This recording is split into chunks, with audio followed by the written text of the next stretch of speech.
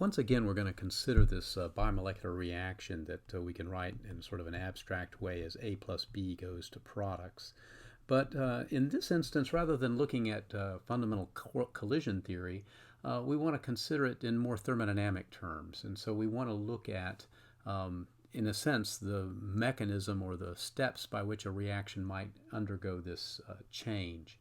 So what we're going to do is break this into a sequence of partial steps. So this bimolecular reaction could be an elementary step itself, but we want to break it down even further. And what I mean by that is when these two molecules come together and have a collision, we're going to suppose that somehow they come into equilibrium, although this isn't a real equilibrium, but they come into an equilibrium with an entity that is sort of along the way to getting to products. All right, so let me draw what I mean here. So let's suppose that this is our general reaction diagram. This is a reaction coordinate or reaction progress. And this would just be an energy axis. So the standard picture looks something like this, where we go from reactants on the left, so that's A plus B, to products on the right, and we won't even specify what those are. And as this goes through, it goes over this area we call a transition state, which is, of course, the focus of this particular theory. And what we're supposing is that at the top of this barrier, there is an activated complex, okay, which we're going to call X. And I'm going to put a little double, whatever you call it, this symbol on it to indicate that this is at the transition state. Now, if you want, you can think of it as being kind of a flattening of the barrier so that there is something that sits there long enough for us to characterize it. But in truth, there isn't. This is not a true equilibrium. This is a construct for the purposes of modeling this process. But we're going to assume that these things form some sort of equilibrium, and then this activated complex can go to products. But the whole idea is that the collision of A and B might form this activated complex, and then it could go right back to A and B. That's why we have this reverse arrow here on the bottom forming that.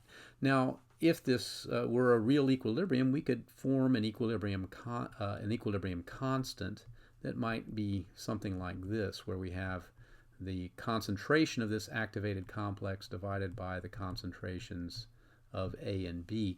And in fact, we're going to use this to our advantage as we formulate what happens here. Even though this activated complex is not, it's a transient species, it's not something that is going to last for very long.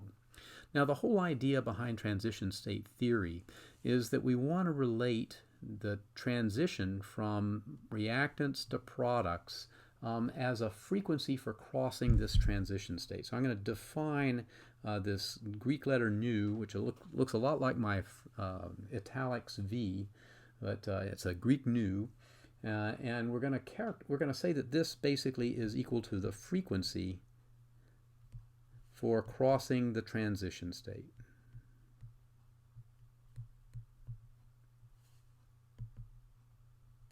And that being the case, we can, in a sense, define the rate now for this reaction as being equal to this frequency for transiting the transition state times the concentration of things that are at the transition state. So this frequency is really relevant to this activated complex, this thing, and I should probably make a special designation here. X is the activated complex. All right, so this frequency that we're talking about is really relevant to that activated complex, and we're going to define it in such a way that it really comes from that definition. But I want to note that if we can write an expression like this down for a supposed equilibrium constant, we can also use this to write down an expression for this concentration of the activated complex. So in other words, I can write this as nu times the quasi-equilibrium constant times these concentrations of the two reactants A and B. Now, the reason for writing it this way is that this looks an awful lot like our fundamental differential rate law for a bimolecular reaction. So by writing it this way, it allows us to make an identification of these constants here with the rate constant. So in other words, I can write that the rate constant is going to be represented by the frequency for crossing the barrier times this, I keep calling it a quasi-equilibrium constant, but there's not really a good term to use for that. All right, now how would we define these things? So we still need to find some kind of expression to quantify these two things. All right, now what I'm going to do is I'm going to associate this frequency nu with a vibration in the activated complex that actually leads to the transition of the barrier. So in other words, nu is going to be somehow related to a vibration in the activated complex that facilitates crossing.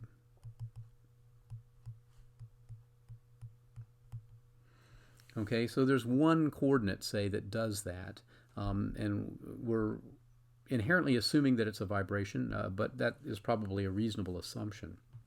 Now, how would we get a handle on this value of nu? Well, it turns out that what we really care about is the activation of nu, that is to say, the energy that has available to it at a particular temperature T.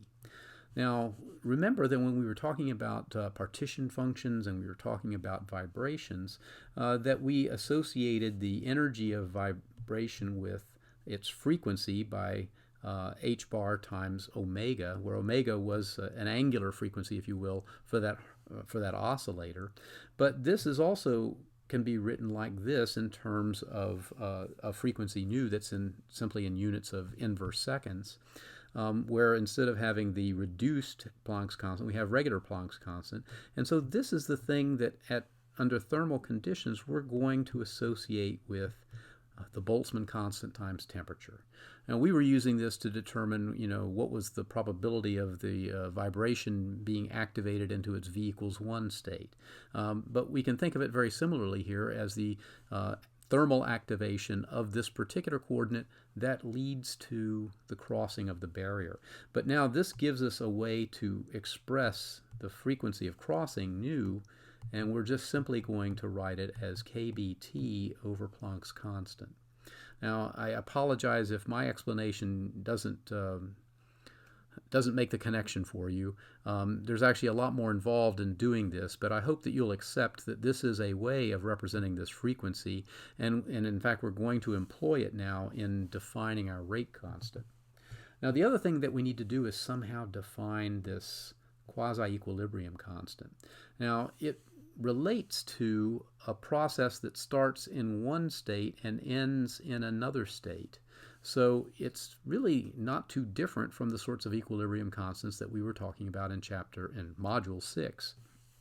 All right, which means that we can actually relate it, if you will, to a free energy or Gibbs energy change for making that transition to that activated complex. So I want you to think of this delta G0 of the activated complex is basically the Gibbs energy change for going from reactants to the activated complex up here under standard conditions, because that's what the 0 up here means, is under standard conditions.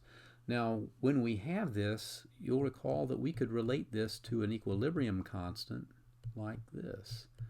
And our assumption is going to be that these same relations will hold in this circumstance, even though this might be relating to a state or a condition of the system that is a transient condition.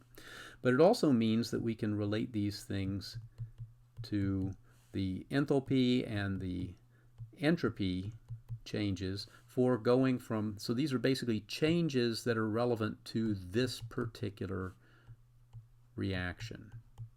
Okay, A and B going to this activated complex. All right, so I'm going to continue using this double dagger, if you will, to represent these things so that we're always clear that we're talking about this process and not the overall reaction process. Now when we write all this down, it means that we now have a way of expressing this K double dagger, and I can now begin to rewrite my rate constant for this chemical reaction as now nu, which is given by this expression over here. So we'll have KBT over H, and then the expression for this equilibrium constant is e to the minus delta G0 double dagger over RT. All right, so all I've done is put in what we have found for these two quantities and substituted them into this equation. But I want to go a step farther, and I want to write out delta G as we've done up above here, so that I can write this rate constant as equal to this frequency factor times e to the, I'm going to put delta H and delta S in reverse order, so it's plus delta S0 double dagger over R, okay, because we're dividing by temperature here, e to the minus delta H0 dagger over RT. Okay, now the reason for doing this is to give you something suggestive to look at. And the suggestive thing that I want you to think of is that this here is a lot like our frequency factor, A of t. And this here is reminiscent of the e to the minus e sub a RT that over RT that we had from the Arrhenius equation. So in other words, these are the quantities that we saw in the Arrhenius equation, but now described in terms of thermodynamic quantities. All right. Now, we could also relate this. Remember, we wrote down for the collision theory result that, in fact, this frequency factor, A, could be written, sorry about that, could be written in terms of the P collision times this frequency of collision factor. And this in turn was P collision sigma AB times the average relative velocity, and I'll just write that this way. All right, so we have basically three models: the Arrhenius model, which is the simplest, the collision model, which is a little bit more involved, and what I'll call the thermodynamic or transition state model, which gives us a real connection to thermodynamic quantities up here, all describing this rate constant and its temperature dependence. And there's enough point of contact here that we can begin to draw some associations. So for example, this frequency factor, A of t, is related to the frequency of collisions, but we can also see that is related thermodynamically to the change in entropy when we go from the reactants to the activated complex. And in particular, if that results in a lot more microstates, that's going to greatly increase this frequency factor. That's going to cause this reaction to go faster.